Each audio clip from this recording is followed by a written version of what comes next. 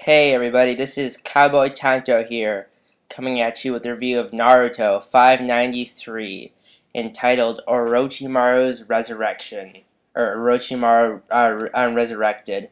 Now, it starts out with Suigetsu saying, "Who is this human who knows everything?"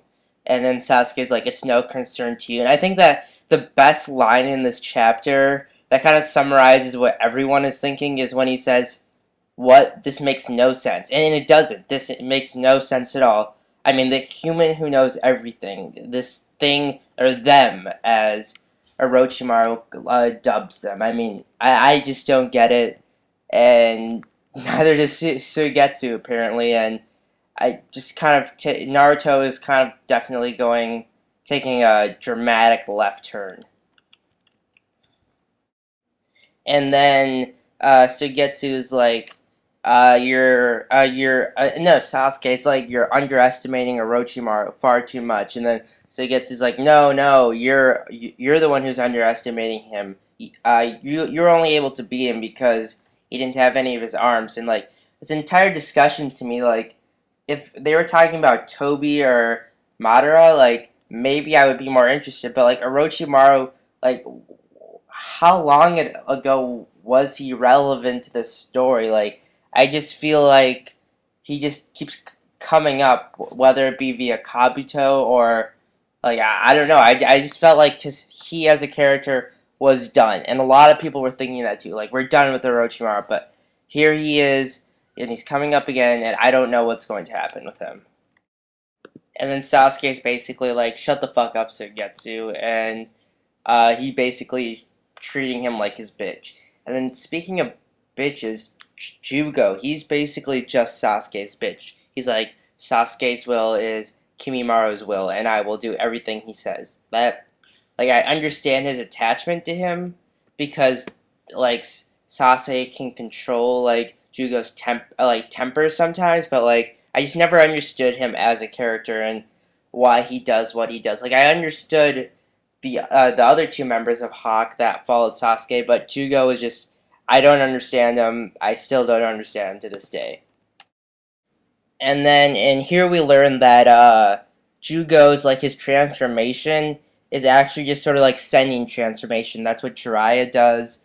I guess that's what Orochimaru did. We didn't really see that, and that's what Kabuto was just doing in this last fight. And that was kind of cool to know, because, like, that entire thing of them transforming into, like, a toad or a snake, I didn't know how that works, but I guess this kind of explains it. Hopefully we'll learn more about that later on, but...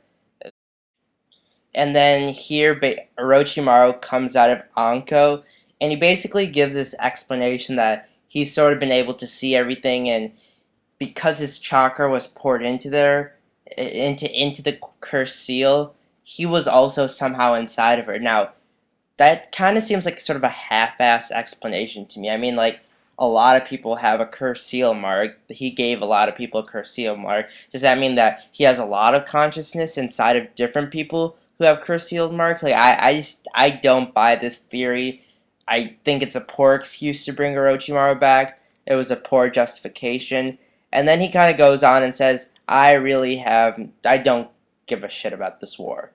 And, like, I kind of understand why he doesn't give a shit about it, but really I think he should, because, I mean, one, he was trying to fuck Konoha over before, that was the premise of Naruto, and then Naruto Shippuden. Also, clearly he must have some sort of vested interest in this war, and, like, him saying "I have no interest in this war" is kind of like belittling the idea of this war. Like, this is supposed to be the be-all, end-all war. That, like, this is the end. Like, this is the final war, and then we're done. But maybe this is sort of a way to keep the series going again. Like, I could see the series going on if Orochimaru was still alive, and, like, I just feel like with Orochimaru being alive and him saying he has no interest in this war, it belittles it hurts, like, the grandness of this war in general, and I just don't really like that at all.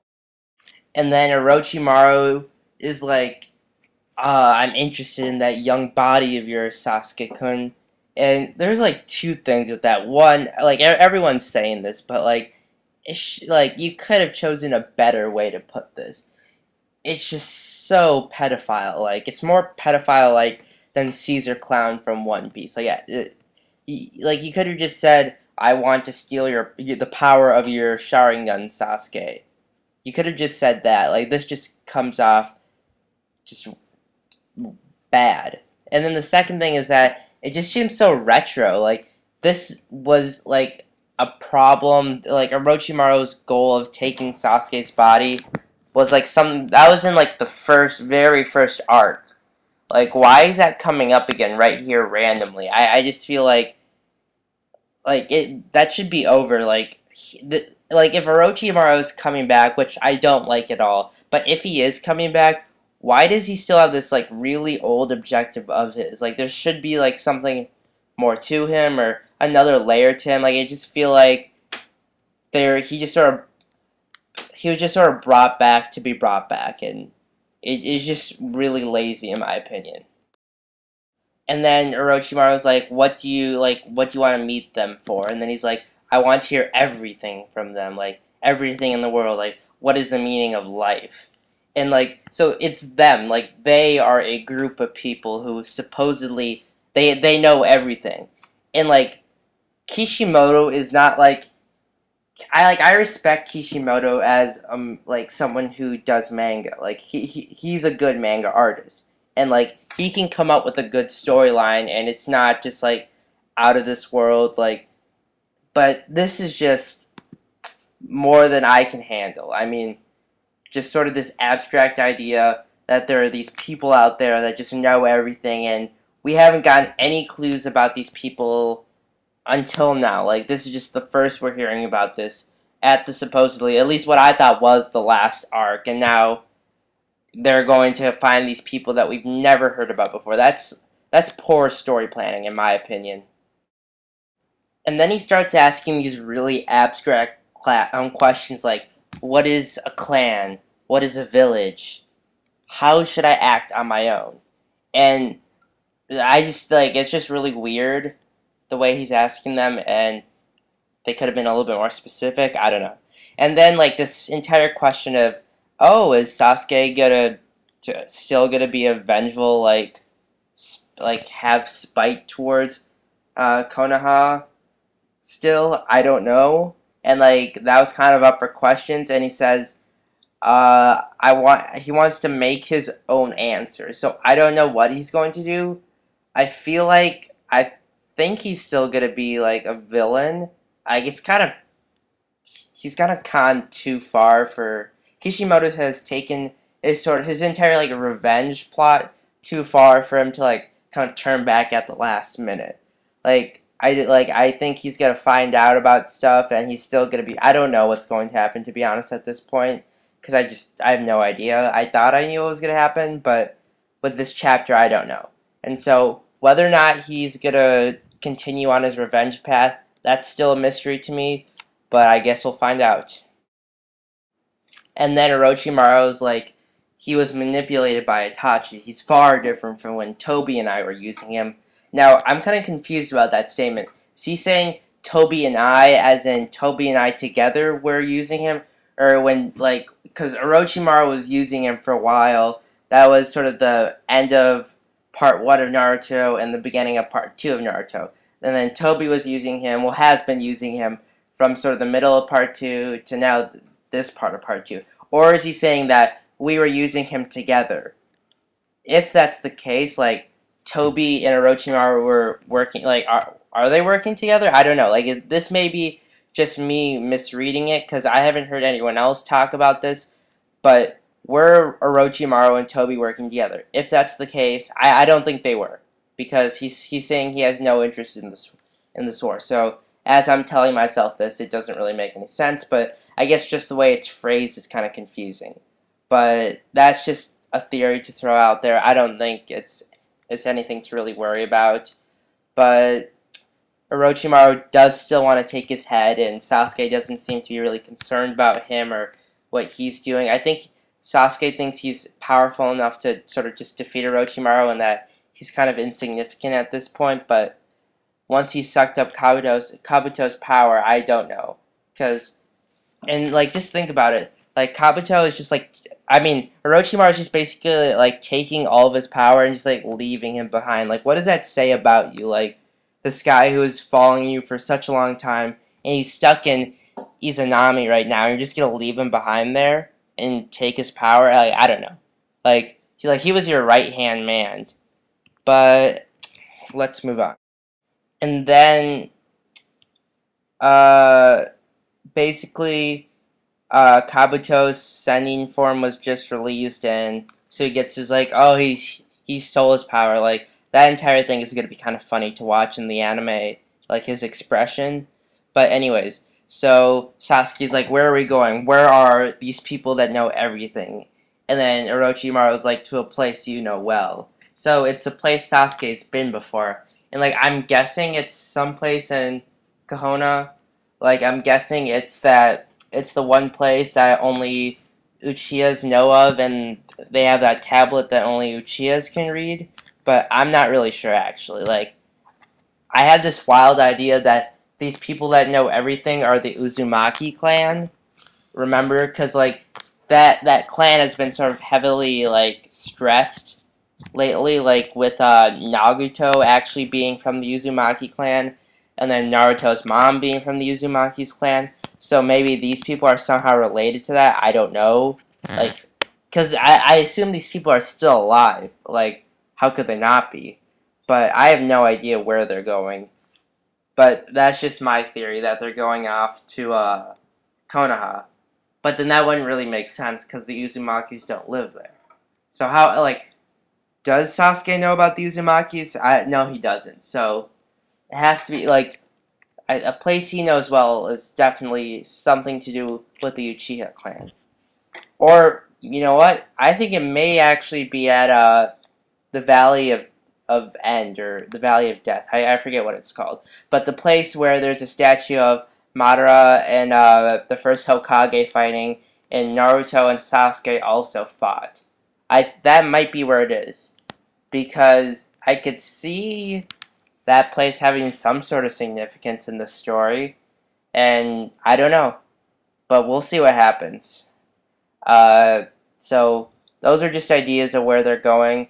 If you have any ideas of who these people are, who they are, these people that know everything, or where they're going, just comment below on the comment section. And before we're done, I kind of just want to do basically a review of this chapter and what I think is going to happen from moving forward. Now, my general thoughts about this chapter are, personally, I did not like this chapter. It was not my favorite chapter. Actually, you know what? I think maybe I'll have to hold my tongue on that one because I don't know what's going to happen from here on out. This could actually be an amazing chapter. This could be that chapter that really brought Naruto back to life, because really, in my opinion, before this chapter, this entire final war arc has been really boring, at least to read. Like, I think it'll look really cool in the anime. Like, Naruto always looks good in the anime. But it's just been really boring to read, and actually, now that I think about it, this has really added a lot to the mix. Like, the only thing that's been really fun to read in this final war arc, besides this chapter, has been, like, the couple revelations we've gotten. I enjoyed the fight between Gaara and the Mizukage and the Raikage and his father. I also enjoyed Naruto and Tobi's fight, but other than that, like, it's just been really slow this arc. It's been really boring, and I think what Kishimoto's trying to do is sort of add more to the mix here, because it really has been kind of boring. But what I don't think is I think this will be a very polarizing chapter in Naruto moving forward. I think a lot of people are going to love it because like I said, it adds a lot more to the mix and makes it a lot more interesting. And a lot of people love Orochimaru. I mean, he was like a really good villain. He had a really interesting past. He had really cool motives, and just like his personality and his character itself, besides the creepy pedophile shit, was just really interesting. But I can also see why people will hate this chapter, because one is the idea of these people that know everything. And I think a lot of people are going to hate this idea because it's so out of left field. We haven't heard about this before. There's been no hinting towards this. And like I said before, in all good manga, in all good anime, what people should be doing is they should give like hints to what is going to happen or hints to big revelations. Like you can't just sort of like throw this out of left field and expect everyone to be okay with it. Like you need to like what Kishimoto should have done is talked about these people a little bit earlier or dropped a little bit more hints. Like I'm sure he's talked about the group of people before. Like they're probably a group of people we've already heard of, but the entire concept of knowing everything, that's something that we haven't heard about before, at least to my knowledge. And then a lot of people are not going to be happy that Orochimaru is back, and that's because, well, a lot of people think that Orochimaru should be done at this point.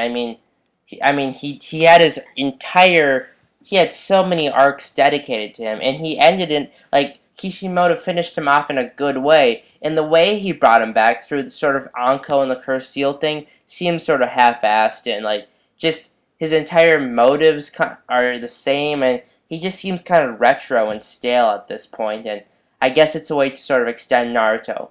But anyways, that's what I thought about the chapter, and if you have any theories or comments about what's going to happen, just write below. I'll try to respond to all of them. This has been Cowboy Tonto with a review of Naruto 450. Is it 474? Yeah, I think so. Alright, see you guys.